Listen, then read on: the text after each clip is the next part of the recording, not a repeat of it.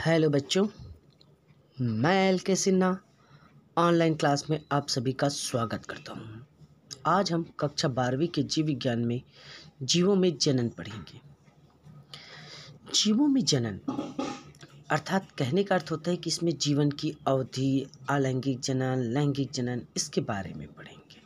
तो सबसे पहले परिचय देखते हैं कि हमारी जो अवस्था है वो बचपन से लेकर बुढ़ापा अलग अलग अवस्थाओं से होकर गुजरती है। अर्थात कहने का अर्थ यही होता है कि हमारे जीवन में कई अलग अलग परिवर्तन आते हैं। एक, जब हम शिशु होते हैं और शिशु से जब हम किस अवस्था में पहुंचते हैं, किशोरावस्था।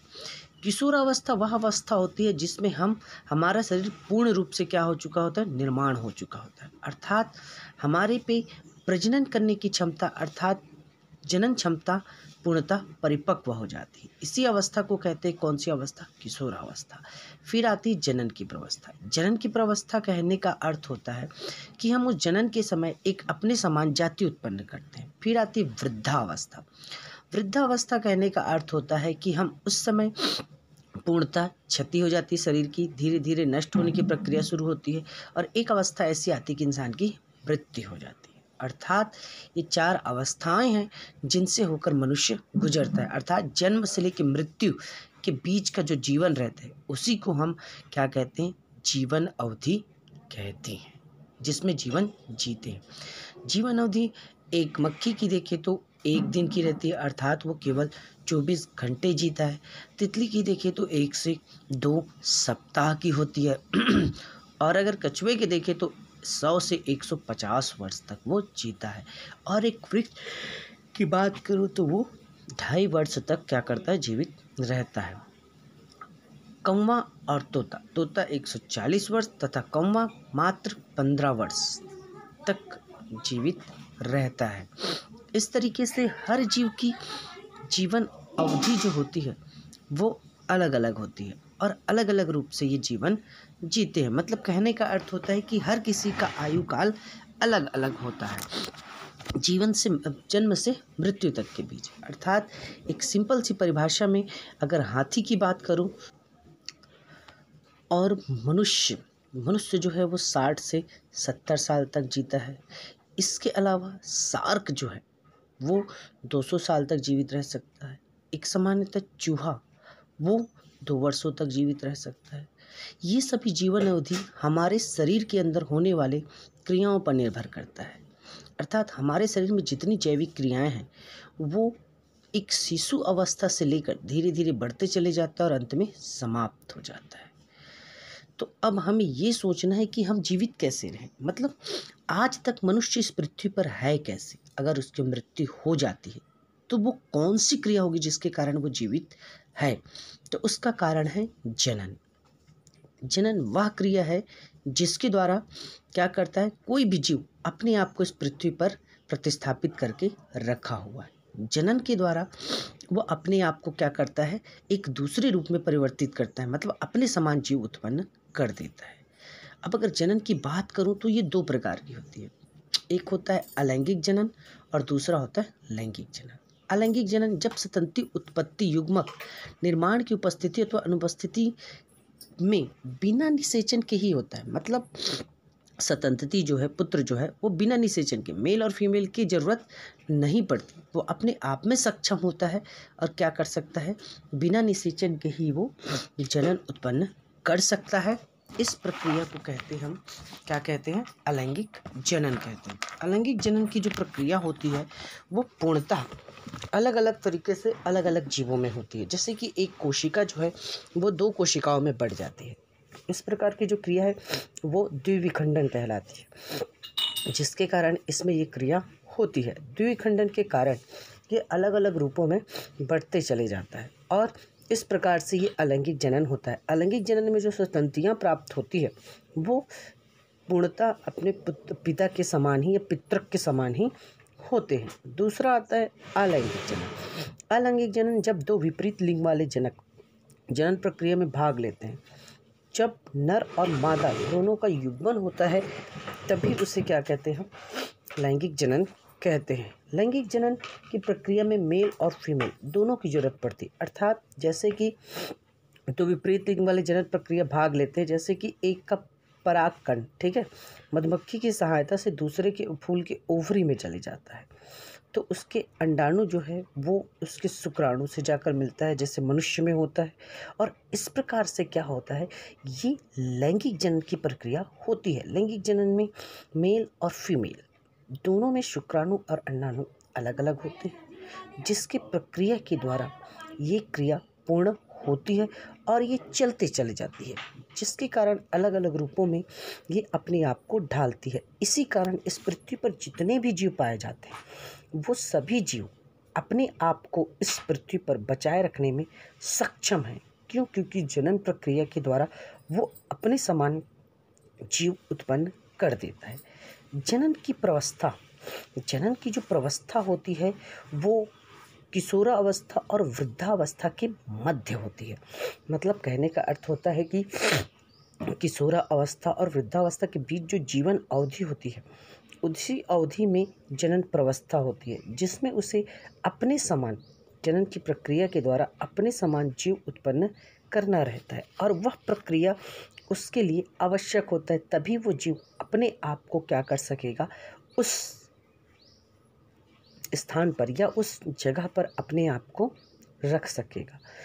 लैंगिक जनन की जो प्रक्रिया है, इसमें पूर्णतः मेल और फीमेल के अलावा कई ऐसी अवस्थाएं या क्रियाएं हैं जो भाग लेती है। अर्थात ये, अगर प्रकार बोलूं तो मोनोकार्पिक, मतलब पूरे जीवन काल में सिर्फ एक बार जनन होता है और फल का निर्माण करते हैं, जैसे कि धान या गेहूँ, ठीक है, जो जीवन काल में पूरा एक बार ही फसल लगता है, दोबारा उसमें नहीं लगता, उसे मोनोकार्पिक या लैंगिक जनन कहते हैं। लेकिन दूसरा जो होता है, ठीक है, दूसरे जनन की बात करूं तो वो पॉलीकार्पिक होता है। पॉलीकार्पिक कहने का अर्थ होता है जिसमें कई बार, एक से अधिक बार जनन की प्रक्रिया लेते हैं और फल का निर्माण होता है। जैसे आम या सेब, अगर हम सेब या आम को तोड़ लेते हैं एक साथ, तो अगले साल फिर ये फल का निर्माण करता है। मतलब जीवन काल में अपने कई बार ये क्या करता है, फलों का निर्माण करता है, जनन में भाग लेता है। तो इसी तरीके से एक और होती है क्या, नीलाकुरुच, ठीक है, ये 12 साल में केवल एक बार क्या करता है, निर्माण करता है फल का। और इसी तरीके से अपवाद की अगर बात करूं तो अपवाद में एक और आता है बांस। बांस जो है वो बहुत ज़्यादा 50 साल में एक या दो बार, ठीक है, या एक बार क्या करेगा, उसमें पुष्प का निर्माण होता है। मतलब ये अपवाद मान सकते हैं हम इसे लैंगिक जनन का।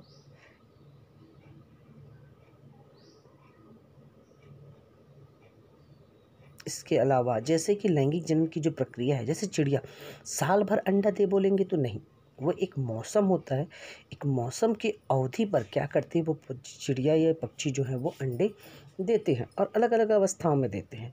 इसे हम लोग क्या कहते हैं, इसे कहते हैं हम मौसमी प्रजनक कहते हैं, जो एक मौसम की अवस्था आने पर, अब ये कृत्रिम तरीके से जो अंडे उत्पन्न करते हैं फॉर्मों में, वो उस पर मान्य नहीं है, क्योंकि उसे कृत्रिम तरीके से बनवाया जाता है, तो हम उसे नहीं कह सकते। लेकिन मौसमी जो रहता है वो मौसम के अनुसार परिवर्तित होकर आता है, जिसे हम कहते हैं सतत प्रजनक। सतत प्रजनक कहने का अर्थ होता है जो सततः प्रक्रिया चलते रहती है, और ये प्राइमेटस और अप्राइमेटस में अलग अलग चलता है। मतलब कि गाय, बंदर, ठीक है, रेत, चूहा, इन सब में चलता है। इसमें भी दो, अगर मनुष्य है तो भी उसमें दो प्रकार। अब जो अप्राइमेटस में होता है उसे कहते हैं मधचक्र, और जो प्राइमेटस में होता है उसे कहते हैं हम ऋतुस्राव चक्र, वो अवस्था को।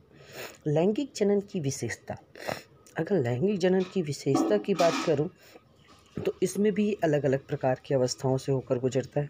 तो लैंगिक में दो विभिन्न जनकों की आवश्यकता होती है, जैसे कि मैंने बताया कि इसमें मेल और फीमेल दोनों की ज़रूरत पड़ती है। इसमें युग्मकों का निर्माण और संयुग्मन होता है।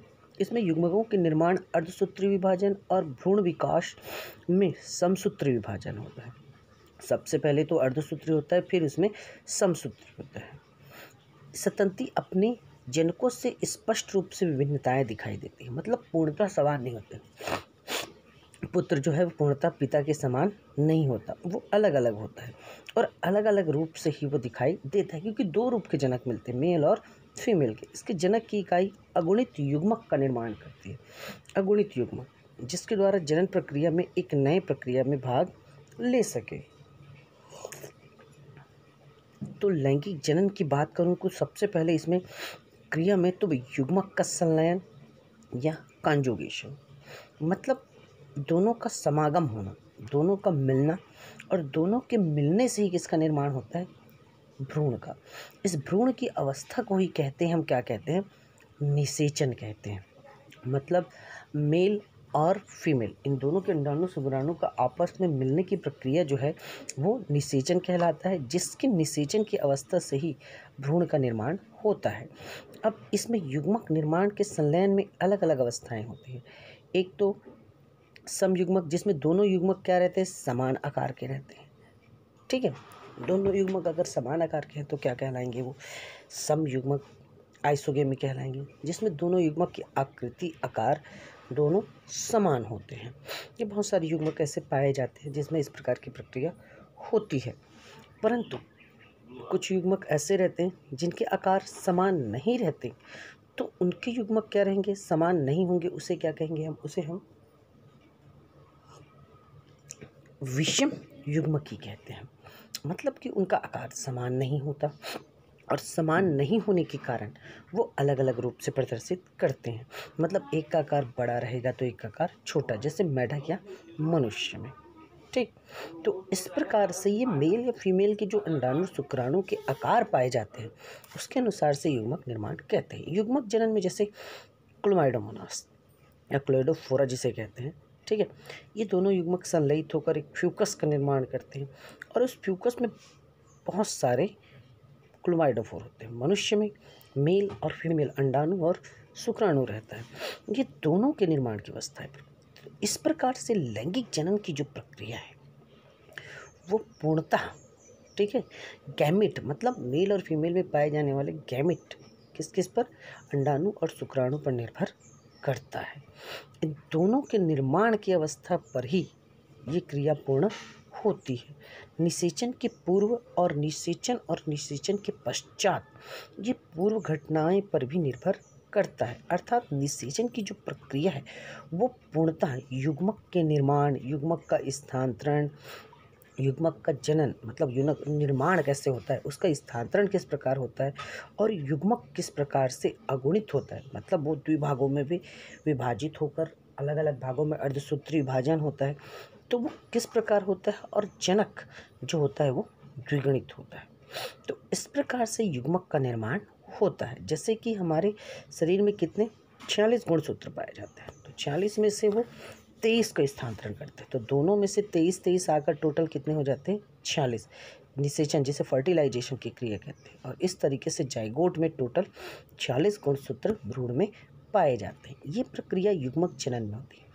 मेल से उसे कितना मिलेगा, 23, फीमेल से कितना मिलेगा, 23। ये मियोसिस प्रक्रिया है, और इस मियोसिस प्रक्रिया के द्वारा ही वो क्या करता है, दोनों में मेल और फीमेल से 23 गुणसूत्र आते हैं अंडाणु शुक्राणु से, और ये दोनों मिलकर जब निषेचन की प्रक्रिया करते हैं तो निषेचन की प्रक्रिया के पश्चात ये टोटल 46 गुणसूत्र हो जाता है। तो आज के लिए बस इतना ही, आप सभी को समझ में आया होगा। Thank you very much.